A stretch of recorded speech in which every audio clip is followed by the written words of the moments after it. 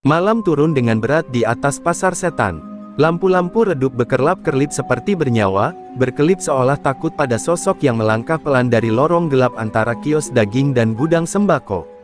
Dialah Bakyo Setan Pasar, preman paling ditakuti dari Jakarta sampai pelosok Bekasi. Badannya kekar, bajunya compang camping penuh noda darah kering, dan tatapannya seperti harimau yang baru saja menyantap mangsa. Tak ada yang berani menatap matanya langsung, karena kabarnya, satu pandangan saja bisa membuat jantung berhenti. Bakyo bukan preman biasa, ia disebut sebagai sosok yang tak bisa mati. Sudah puluhan kali ia dibacok, ditembak, bahkan pernah dibakar hidup-hidup oleh musuh lamanya, tapi selalu bangkit seolah tak terjadi apa-apa. Mayatnya hancur, tapi esoknya ia berdiri lagi, tertawa, menyebut nama orang yang membunuhnya satu persatu, lalu menghabisi mereka tanpa ampun. Konon, ilmu hitam kuno bernama Rawa Rontek mengalir dalam darahnya, diwarisi dari pesugihan yang ia jalani di Gunung Kawi bertahun lalu.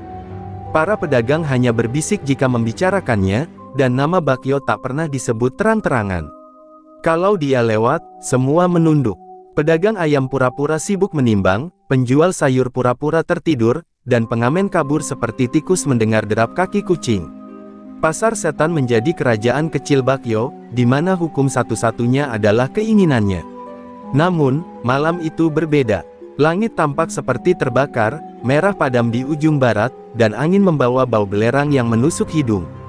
Bakyo berdiri di tengah pasar yang kosong, memandang patung kecil di pojok pasar, patung tanpa kepala yang dibangun entah oleh siapa.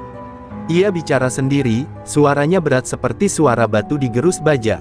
Sudah saatnya, tumbal berikutnya harus datang, gumamnya sambil menusuk jarinya dengan pisau, meneteskan darah ke tanah. Beberapa preman anak buahnya mulai gelisah. Mereka tak tahu berapa lama bisa terus ikut pria itu. Setiap bulan, satu dari mereka menghilang. Kabar di antara mereka menyebutkan bahwa Bakyo menumbalkan anak buahnya sendiri agar Rawa Rontek tetap bekerja. Tapi siapa yang berani kabur? Siapapun yang mencoba, selalu ditemukan tergantung di tiang listrik dengan wajah dicabut. Di sebuah kios tua yang sudah lama ditinggal pemiliknya, Bakyo menyimpan benda keramat, keris pendekar Majapahit yang sudah berkarat dan berbau busuk. Itulah jantung kekuatannya. Ia bicara pada keris itu seolah bicara dengan iblis, meminta kekuatan, meminta kekal. Aku akan menjadi raja di tempat ini, tidak ada yang bisa menghentikanku. Dan keris itu bergetar sendiri, menjawab doanya dalam bisikan yang hanya dia bisa dengar. Tapi di balik kekuatan itu, ada harga mahal. Bakyo tak tidur seperti manusia biasa. Setiap malam ia disiksa mimpi buruk, wajah-wajah yang pernah ia bunuh datang, merangkak dari kubur, menjerit, merintih, mencabik dagingnya dalam bayangan. Namun ia selalu bangkit dengan tawa besar. Itu hanya pengingat bahwa aku lebih kuat dari kematian, katanya sambil mengoleskan darah tumbal ke kerisnya setiap malam Jumat Kliwon. Di atas tanah penuh dosa itu, tak ada yang menyangka bahwa takdir telah bergerak diam-diam. Sebuah gerobak tua berdecit masuk ke pasar beberapa hari lalu, membawa aroma sate dan tawa kecil dari seorang lelaki sederhana. Cak Kinung namanya, tapi itu cerita untuk nanti. Malam ini masih milik Bakyo. Dan pasar, seperti biasa, hanya berani bernapas saat ia mengizinkan. Pagi itu, pasar yang biasanya murung dan membatu, mendadak mencium aroma berbeda. Bukan darah, bukan dupa pesugihan, tapi wangi sate bakar yang menyelinap seperti kenangan masa kecil, hangat, asin, manis, dan menggelitik perut. Dari ujung gang pasar, suara "Sate Ye, Madura" terdengar lirih namun penuh irama, seolah menyanyikan mantra yang membelah keheningan. Yang membawa suara itu adalah seorang pria parubaya bertubuh ramping, mengenakan kaos oblong pudar dan sarung kotak yang digulung ke lutut. Topi caping lusuh bertengger di kepalanya, dan di belakangnya terguling sebuah gerobak tua penuh bekas bara dan tusuk sate. Dialah Cak Kinung, pendatang baru dari Madura, yang katanya datang hanya untuk mengadu nasib. Tapi sorot matanya, tidak biasa. Terlalu tajam untuk seorang tukang sate. Terlalu tenang untuk orang yang menginjakan kaki di neraka kecil bernama Pasar Setan. Warga pasar memperhatikan dari jauh. Tak ada yang berani mendekat duluan. Sebab hukum tak tertulis di pasar ini jelas, tak ada yang berjualan tanpa izin Bakyo. Tapi Cak Kinung tak peduli. Ia duduk, menyalakan bara, dan mulai membumbui satenya dengan ramuan yang ia racik sendiri. Tangannya cekatan, gerakannya penuh irama. Bahkan asap dari bakarannya terlihat lebih lembut, menari-nari seolah memiliki jiwa sendiri. Seorang anak kecil, cucu pedagang jamu, memberanikan diri mendekat dan membeli 5 tusuk. Cak Kinung menyajikan dengan senyum ramah. Si bocah menggigit, dan matanya langsung membelalak. Tak lama, pembeli kedua datang. Lalu ketiga. Dalam 1 jam, dagangan Cak Kinung ludes. Para pedagang yang selama ini hidup dalam ketakutan mulai mendekat, perlahan, tergoda oleh aroma dan rasa yang seperti membawa mereka keluar dari kegelapan pasar. Kabar tentang tukang sate baru itu cepat menyebar. Tak butuh waktu lama hingga sampai ke telinga Bakyo. Malam harinya, ia mengamuk. "Siapa yang berani buka lapak tanpa izin gue?" teriaknya sambil menghancurkan meja tukang kopi dengan 1 tendangan. Anak buahnya langsung bergerak, membawa informasi tentang Cak Kinung. Tapi saat mereka mencari gerobaknya malam itu, tak ada jejak apapun. Seolah pria itu tak pernah ada. Namun Bakyo tahu, ini bukan kebetulan. Ada sesuatu yang mengusik naluri gelapnya. Ia merasakan pergerakan halus dalam udara, semacam getaran yang membuat darah rawa ronteknya berdesir. Dia bukan tukang sate biasa, gumamnya pelan. Ada yang lain. Ada bau leluhur di dalam bumbunya. Sementara itu, Cak Kinung tidur tenang di balik kios tua yang sudah lama kosong. Ia menyimpan tusuk satenya dalam kotak kayu berukir mantra Madura kuno. Di dalam hatinya, ia tahu lawan yang akan dihadapinya bukan sembarang manusia. Tapi ia tak gentar, leluhurnya sudah mewariskan ilmu untuk ini. Dan malam nanti, ia akan mulai membuka satu demi satu lapisan kegelapan di pasar ini, dimulai dari api kecil, dan tusuk sate pertama. Bakyo berdiri di tengah pasar dengan mata merah membara seperti bara dalam dupa pesugihannya. Malam itu, udara terasa lebih dingin dari biasanya. Langkah kakinya berat, tapi setiap injakan menebar rasa takut. Ia memanggil 3 anak buahnya, Jumadi, Kemplu, dan Ucok, orang-orang paling loyal sekaligus paling kejam dalam lingkaran nerakanya. "Cari dia, bawa ke sini. Kalau melawan, patahkan kakinya. Tapi jangan bunuh, aku sendiri yang akan ambil jiwanya," katanya dengan suara parau penuh dendam. Keesokan paginya, saat matahari belum benar-benar bangun, gerobak Cak Kinung kembali muncul. Seolah tak pernah terjadi apa-apa, ia membuka dagangan dengan senyum lebar dan bara yang hangat. Para pedagang mulai terbiasa, bahkan beberapa dari mereka dengan berani membicarakan betapa enaknya sate Cak Kinung tanpa bisik-bisik, sebuah tindakan yang dulu bisa membuat kepala mereka dihargai. Jumadi dan kawan-kawan datang menghampiri dengan gaya preman pasar. Mbah, gerobak lo cakep juga buat dibakar. Lo dagang atas nama siapa di sini, hah? Teriak Kemplu sambil mendorong gerobak Cak Kinung. Bara sate hampir tumpah. Tapi Cak Kinung hanya menatap mereka, tenang seperti air sumur tua yang dalam. "Aku dagang atas nama rejeki, dan doa dari emak yang sudah wafat," jawabnya pelan tapi tegas. Ucok hendak menarik kerah bajunya, tapi sebelum tangannya menyentuh, tusuk sate panas sudah melayang dan menancap persis di antara jari-jarinya. Ucok teriak histeris, darah menetes di atas gerobak. Cak Kinung berdiri, tidak bergeming, dan hanya berkata, "Aku nggak suka kekerasan, tapi kalau dipaksa, sateku bisa bicara." Ketiga preman itu kaget, mereka bukan takut karena luka, tapi karena tubuh mereka mendadak panas dingin, seperti disentuh sesuatu yang gaib. Mereka pulang dengan wajah kalah. Bakyo mendengar laporan itu dengan diam. Tapi diamnya bukan pasrah. Ia membuka gudang lamanya, tempat ia menyimpan topeng rawa rontek, benda bertuah penuh darah dari leluhur yang dipakai hanya saat pembersihan harus dilakukan. "Dia bukan orang biasa," katanya pelan sambil menyalakan lilin hitam. "Kalau dia bisa menolak pengaruh rawa rontek, artinya dia punya darah yang harus dihancurkan, sebelum jadi wabah."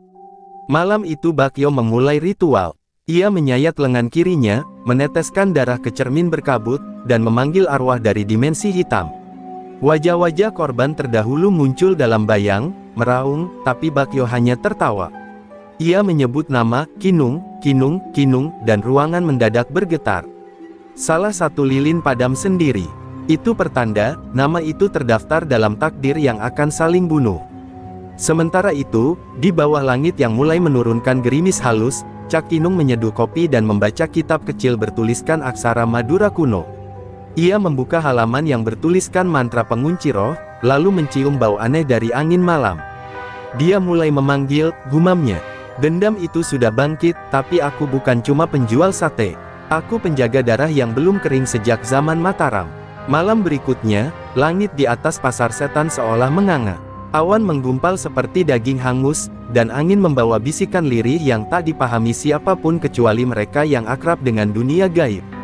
Di salah satu pojok pasar, Cak Kinung duduk bersila di depan gerobaknya yang telah ditutup.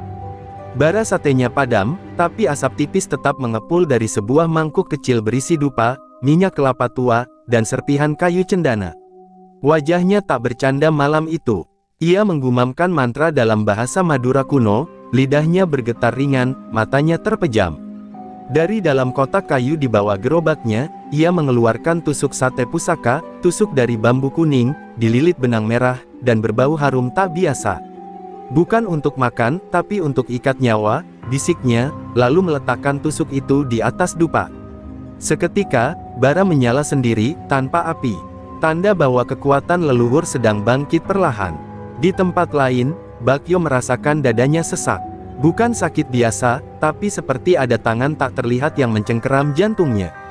Ia berteriak marah dan membanting cermin pusaka hingga pecah. Dia memanggil kekuatan, dia menyentuh warisan lamamu, Mbah. Katanya sambil menatap foto kuno seorang kakek berjubah hitam, kakek yang dulu memperkenalkannya pada Rawa Rontek. Tapi yang membuat Bakyo benar-benar panik adalah, tubuhnya tidak sembuh dari luka gores tusuk sate kemarin. Luka kecil, tapi tetap terbuka, dan itu belum pernah terjadi sebelumnya. Keesokan harinya, warga pasar mulai bicara lirih tentang mimpi-mimpi aneh. Ada yang bermimpi dijamu di pesta sate besar, tapi bangun dengan bekas arang di tangan. Ada yang mimpi dibacok Bakyo, tapi selamat karena ditolong lelaki bersarung yang menyemburkan asap dari kipas. Nama Cak Kinung perlahan berubah dari pedagang biasa menjadi simbol perlawanan, walau ia sendiri tidak pernah bicara soal itu. Ia tetap jualan seperti biasa, senyum, kipas, sambal kacang, dan tawaran, 10 tusuk, bonus 1 doa. Suatu sore, datanglah Mbah Rekso, dukun tua yang sudah lama tak pernah keluar rumah. Ia berjalan pelan, memegangi tongkat dari akar beringin, dan langsung menuju gerobak Cak Kinung. "Kau anak siapa?" tanyanya tanpa basa-basi. Cak Kinung hanya tersenyum, menyodorkan sate. Mbah Rekso tak menyentuhnya. "Aku mencium aroma warisan tua, bukan cuma bumbu sate. Ini aroma leluhur yang pernah membakar pasukan siluman." Cak Kinung mengangguk pelan. "Aku cucu dari Empu Kinong, yang dulu menyegel ilmu Rawa Rontek di Madura bagian timur. Tapi segel itu patah, ketika seseorang membawanya ke tanah ini. Sekarang, tugasku bukan jualan, tapi menambal segel itu, pakai sate, doa, dan darah kalau perlu." Mbah Rekso menghela napas. "Berarti kau tahu siapa lawanmu?" Cak Kinung menatap langit. "Tahu, dan waktunya sudah dekat." Sementara langit mulai menggelap, dan pasar mulai menutup, dua kekuatan kini benar-benar terbangun. Di satu sisi, Rawa Rontek yang haus tumbal. Di sisi lain, tusuk sate sakti yang menyimpan ilmu pemurnian dari zaman kerajaan. Dan di antara keduanya, warga pasar yang hanya ingin hidup damai, tak sadar bahwa mereka kini berada di medan perang tak kasat mata, yang bisa pecah kapan saja. Pasar setan kembali dingin seperti liang kubur. Tapi kali ini bukan karena Bakyo lewat, justru karena ia menghilang. Sudah 2 hari tak ada yang melihat sosok sang preman. Namun warga pasar justru merasa lebih takut. Sebab dalam ketidakhadirannya, teror muncul dari arah lain.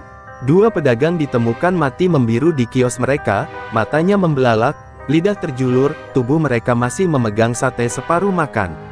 Tak ada luka, tapi di lantai, ada jejak darah yang membentuk lingkaran kecil, simbol khas Rawa Rontek. Kabar menyebar cepat, dan kecurigaan langsung mengarah pada Cak Kinung. Namun, anehnya, justru beberapa pedagang bersumpah bahwa malam sebelum 2 kematian itu, mereka melihat asap dari gerobak Cak Kinung menyelimuti kios korban.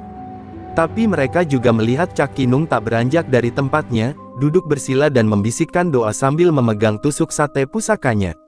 Ada yang bilang itu doa perlindungan, ada juga yang percaya itu bentuk peringatan bagi yang sudah dirasuki kegelapan. Di tempat persembunyiannya, Bakyo meratap dalam amarah.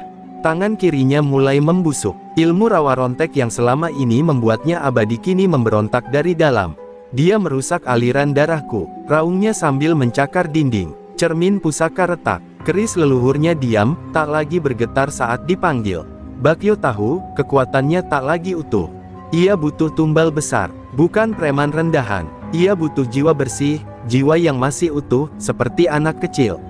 Maka malam itu, ia menculik cucu Bu Seniem, penjual jamu tua yang dulu memberanikan diri membeli sate pertama dari Cak Kinung. Bocah malang itu menghilang begitu saja, meninggalkan sandal kecil dan bekas jejak kaki yang tiba-tiba terhenti di tengah jalan tanah. Pasar heboh, tangis Bu Seniem menggema seperti isak dari arwah. Tak ada yang berani bicara, apalagi menuduh siapa-siapa. Tapi mereka tahu, hanya satu orang yang tega dan punya kuasa, Bakyo. Keesokan harinya, darah segar berceceran di pintu gudang tua tempat Bakyo biasa menjalani ritual. Tapi yang mengejutkan, anak itu kembali, mengetuk pintu rumah neneknya saat subuh dengan tubuh basah dan pucat. Ia tak ingat apa-apa, tapi ada satu hal yang ia ucapkan berulang-ulang, bara api, sate bau kemenyan, cahaya dari caping. Semua menoleh pada Cak Kinung, tapi pria itu hanya duduk di samping gerobak, matanya sayu, napasnya berat, seolah baru melewati perang tak kasat mata. Cak Kinung tahu, Bakyo sudah kehabisan waktu. Ilmu rawa rontek akan meminta lebih banyak darah jika tak ditumbalkan pada waktunya. Dan satu-satunya cara menyegel ulang ilmu itu, adalah memancingnya keluar dalam wujud penuh. Tapi itu artinya, ia harus membiarkan Bakyo cukup kuat untuk menampakkan wujud sejatinya, bukan lagi manusia, tapi perwujudan dendam dan kematian. Malam itu, Cak Kinung menyiapkan tusuk pusakanya. Ia menambahkan bumbu khusus campuran daun bidara, minyak kelapa ritual, dan serpihan tulang dari pusara leluhurnya. Ini sate terakhir yang kubakar sebelum pertempuran, ucapnya lirih sambil menyembur bara dengan kipas caping yang kini bergetar pelan. Langit di atas pasar mulai berubah warna, seperti luka lama yang menganga kembali. Langit malam di atas pasar setan berwarna ungu kehitaman, seperti luka yang membusuk. Petir menyambar tanpa suara, hanya cahaya kilat yang menari di sela atap seng. Warga pasar bersembunyi di dalam kios, menutup pintu dengan kain kafan, berdoa sambil gemetar. Mereka tahu, malam ini bukan malam biasa. Malam ini, Bakyo akan keluar, bukan sebagai manusia, tapi sebagai sesuatu yang sudah lama disembunyikan oleh kabut kemenyan dan tumbal darah. Dari ujung gang, terdengar suara langkah kaki berat, bergaung seperti dentang genderang perang. Muncul siluet Bakyo, bertubuh lebih tinggi dari biasanya, matanya menyala merah redup seperti bara arang tua. Di belakangnya, topeng rawa rontek menggantung di lehernya, seolah hidup, mulutnya menyeringai dengan gigi hitam mengkilap. Bakyo telah sepenuhnya menjadi wadah dari ilmu terlarang itu, dari preman ke makhluk yang tak bisa mati, haus jiwa, dan tak mengenal ampun. Ia menatap gerobak sate Cak Kinung dari kejauhan. Lalu bicara dengan suara yang berat dan serak seperti logam bergesek batu, "Ini pasar gue, darah gue, dan malam ini, gue ambil nyawa lo buat bayar semua yang lo ganggu." Udara mendadak membeku, asap dari gerobak Cak Kinung berhenti menari, seperti takut.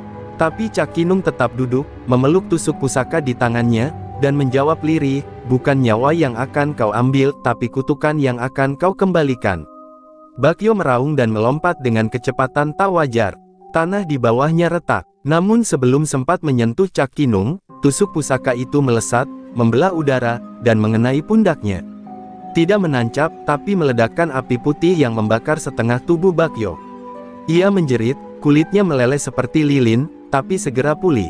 "Tusukmu tajam, tapi bukan untuk membunuhku.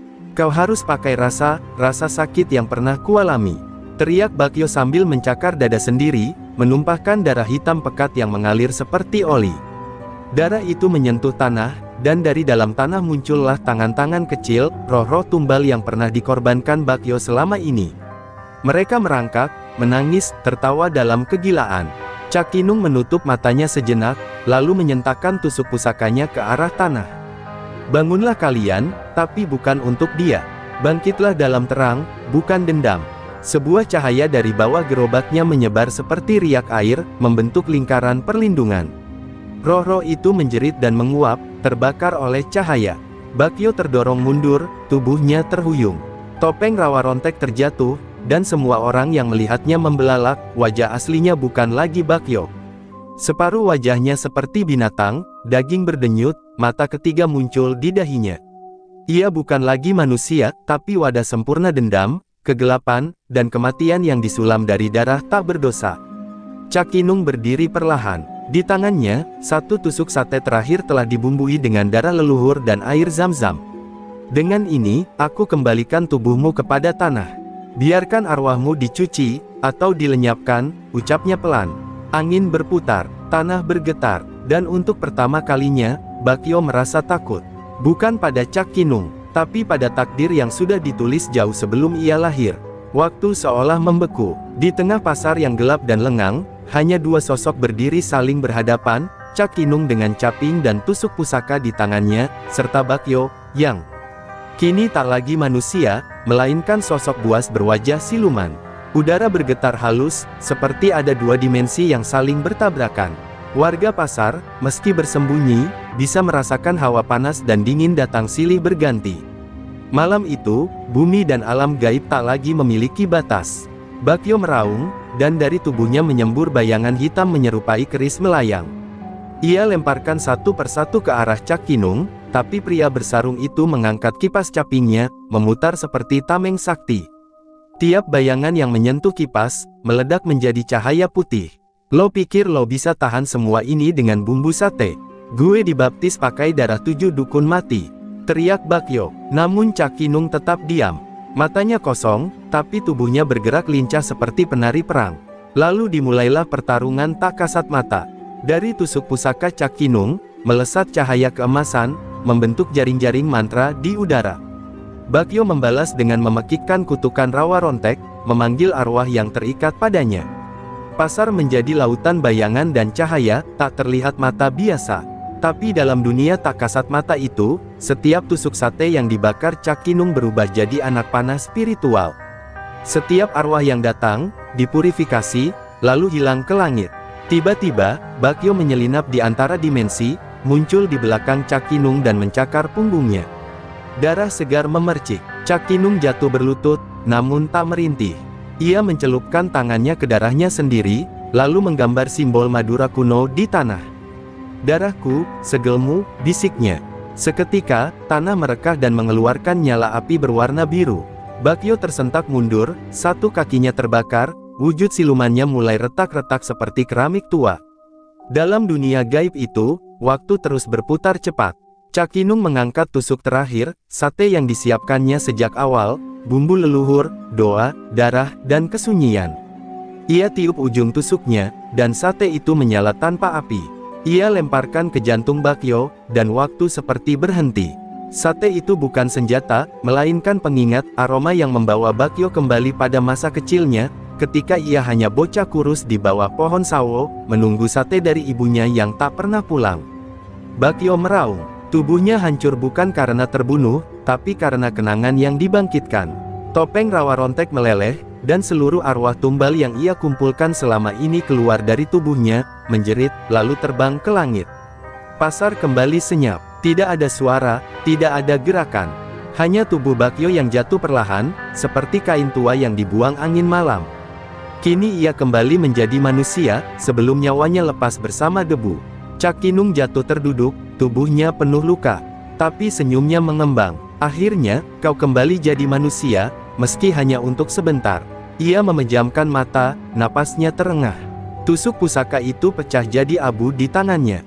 Langit perlahan berubah warna, dari hitam pekat menjadi biru kelam, pertanda bahwa batas antara dunia telah ditutup. Namun ia tahu, ini belum benar-benar usai. 3 hari setelah pertarungan malam itu, pasar setan kembali berdenyut perlahan. Gerobak-gerobak kembali dibuka, aroma bumbu, tembakau, dan minyak tanah menyatu dalam udara pagi. Tapi suasana tak lagi sama. Warga bicara dengan bisik, seolah takut membangunkan sesuatu yang masih bersembunyi di antara bayang-bayang tiang bambu. Gerobak Cak Kinung berdiri diam di tempat biasanya, tertutup kain putih. Ia belum kembali sejak malam itu. Bu Seniem dan beberapa pedagang berinisiatif membuka kain penutup gerobak. Di dalamnya, hanya ada arang yang telah mati, tusuk-tusuk sate kosong, dan secari kain bertuliskan tangan Cak Kinung, "Aku hanya menjual rasa. Tapi kalau rasa berubah jadi luka, maka biarlah luka itu kularutkan dengan doa." Tak ada tanda tubuhnya, tak ada darah. Seolah ia menghilang begitu saja ke balik batas dunia. Namun semua tahu, ia belum mati. Ia hanya beristirahat. Tapi malam hari itu, kejadian aneh kembali terjadi. Seorang anak pedagang menemukan seekor kucing hitam membawa tusuk sate emas ke tengah pasar, lalu menjatuhkannya di depan gerobak kosong Cak Kinung. Tusuk itu berdenyut pelan, seperti jantung kecil yang belum selesai berdetak. Orang-orang percaya, itu pertanda warisan belum benar-benar berakhir. Ilmu rawa rontek mungkin sudah disegel, tapi celah segel tak pernah benar-benar tertutup. Di tempat jauh, di puncak bukit penuh kabut, seorang lelaki tua sedang menulis di atas daun lontar. Wajahnya mirip dengan lukisan tua di warung bakyo. Ia tersenyum sambil mencelupkan penanya ke darah ayam hitam. "Anak itu cukup kuat, tapi belum waktunya," bisiknya. Ia mengambil topeng rawa rontek baru dari atas rak. Topeng itu polos, belum bernyawa, tapi matanya mulai menyala samar. Sebab ilmu hitam seperti rawa rontek bukan warisan biasa, ia memilih sendiri siapa penjaganya. Warga pasar mulai memanggil nama Cak Kinung bukan hanya sebagai pedagang sate, tapi sebagai penjaga batas, pengawal tak resmi antara dunia nyata dan yang tak terlihat. Setiap malam Jumat, beberapa orang meletakkan sate di pojok-pojok pasar, sebagai penghormatan.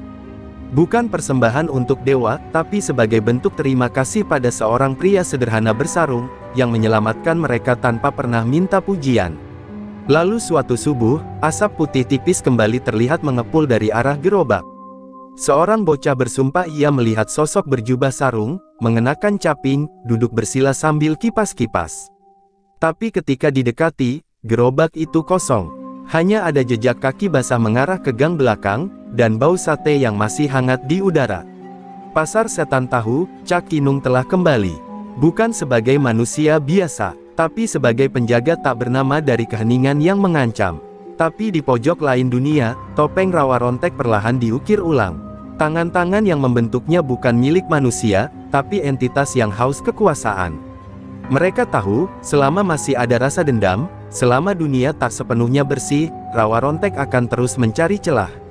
Sebab warisan sejati, bukan hanya yang diturunkan, tapi yang tak pernah bisa ditidurkan. Subuh yang biasanya sunyi kini terasa berat, seolah waktu sendiri enggan berjalan. Pasar setan telah menjadi tempat suci yang tak diucap, namun justru karena itu, ia menarik perhatian dari mereka yang haus kekuatan. Di balik batas segel yang dibuat oleh Cak Kinung, sesuatu mulai berdenyut. Seperti jantung yang lama terkubur, namun belum berhenti berdetak. Bayangan rawa rontek, meski telah dikurung, tidak pernah hilang. Ia hanya tidur, dan kini, ia mulai bermimpi. Di rumah tua milik Bakyo yang telah lama kosong, bau kemenyan kembali tercium. Seorang anak muda, mengenakan hoodie dan celana sobek, nekat masuk untuk membuat konten horor. Ia tertawa-tawa, mengejek kisah lama. Preman bisa dikalahkan tukang sate. Kampungan, ujarnya. Namun detik berikutnya, kamera yang ia bawa terjatuh. Dari balik dinding penuh retakan, terdengar bisikan, "Sate, bumbu, darah." Anak muda itu tak pernah keluar lagi. Hanya kameranya yang ditemukan, merekam langit-langit rumah, dan suara kiki pelan yang asing. Di dunia gaib, segel yang dibuat oleh darah Cak Kinung mulai retak.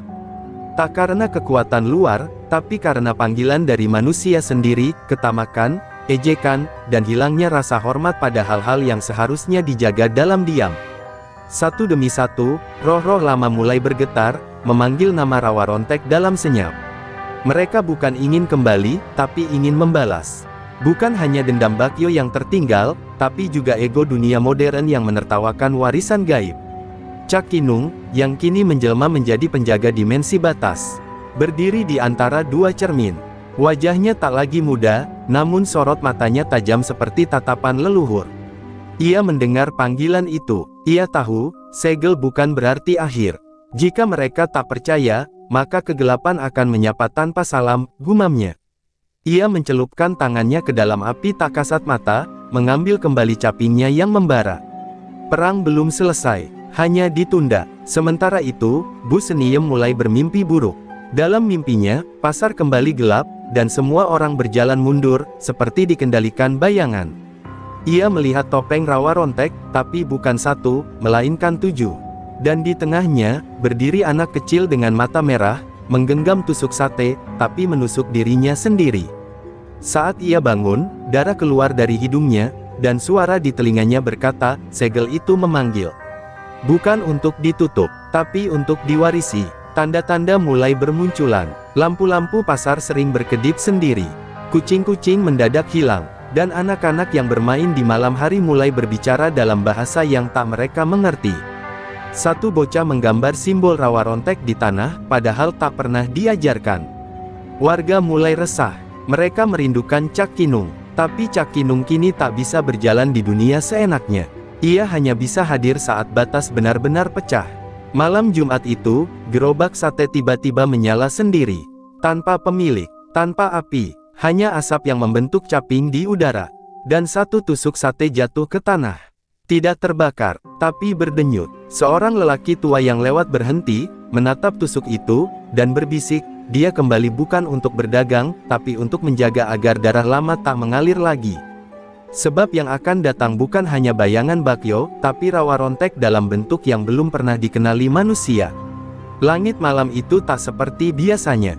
Tak ada bintang, tak ada bulan, hanya kabut tebal yang melayang di atas genteng pasar, seperti napas roh yang terjaga. Warga mulai meninggalkan kios lebih awal, menggembok pintu tanpa pamit. Semua tahu, sesuatu akan terjadi malam ini. Pasar setan akan menyaksikan pertempuran terakhir, bukan lagi antara manusia dan siluman, tapi antara keyakinan dan lupa, antara warisan dan pengkhianatan. Tusuk sate yang berdenyut di tanah kini bercahaya merah darah. Di sekelilingnya, tanah merekah, memunculkan simbol-simbol kuno. Dari balik retakan itu, muncul bayangan anak kecil bermata merah yang dulu muncul dalam mimpi Bu Seniem. Tapi kini, ia bukan lagi anak-anak. Wajahnya kosong, dan tubuhnya diselubungi topeng rawa rontek yang telah menyatu ke kulitnya. Ia adalah penjelmaan dendam yang diwarisi, bukan diajarkan. Cak Kinung muncul dari ujung pasar. Tak ada suara langkah, hanya kipas capingnya yang berputar pelan, memecah kabut. Sarungnya kini lusuh, penuh sobekan dari dunia gaib.